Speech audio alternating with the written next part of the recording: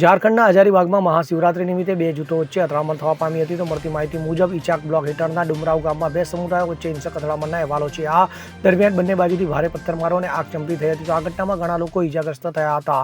તો અસામાજિક તત્વો દ્વારા 3 બાઇક અને એક કારને આગ ચાપી દેવામાં આવી હતી. તો કેટલાક અન્ય 2 વ્હીલર અને 3 વ્હીલર વાહનોમાં પણ તોડફોડ કરવામાં આવી હતી. તો પરિસ્થિતિ તણાવપૂર્ણ છે પણ નિયંત્રણમાં છે. તો પોલીસે પરિસ્થિતિને કાબૂમાં લીધી છે. તો મળતી માહિતી મુજબ મહાશિવરાત્રીના અવસર પર આજ રોજ હજારીબાગના ઈચાક બ્લોકમાં બે જૂથ વચ્ચે હિંસક અથડામણ થવા પામી હતી. તો આ સમયગાળા દરમિયાન પથ્થરમારા અને આગચંપીની ઘટનાઓમાં ઘણા વાહનોને પણ નિશાન બનાવવામાં આવ્યા હતા. તો કહેવામાં આવી રહ્યું છે કે આજે સવારે ભારત ચોક પર મહાશિવરાત્રી ધ્વજ અને લાઉડસ્પીકર લગાવવાને લઈ બે જૂથો વચ્ચે ઝઘડો થવા પામ્યો હતો. આ પછી ગુસ્સે ભરાયેલા અસામાજિક તત્વોએ ત્યાં પાર્ક કરેલી બાઇકોને આગ ચાપી દીધી હતી. તો બંને પક્ષો વચ્ચે પરિસ્થિતિ બગડતી જોઈને સમગ્ર મામલે પોલીસને જાણ કરવામાં આવી હતી. તો પોલીસ ઘટના સ્થળે દોડી જઈ પરિસ્થિતિને શાંત કરવાનો પ્રયાસ કર્યો હતો. તો હાલમાં ત્યાં પરિસ્થિતિ નિયંત્રણમાં છે. તો ભારે પોલીસ દળ પરિસ્થિતિ પર નજર રાખી રહ્યું છે.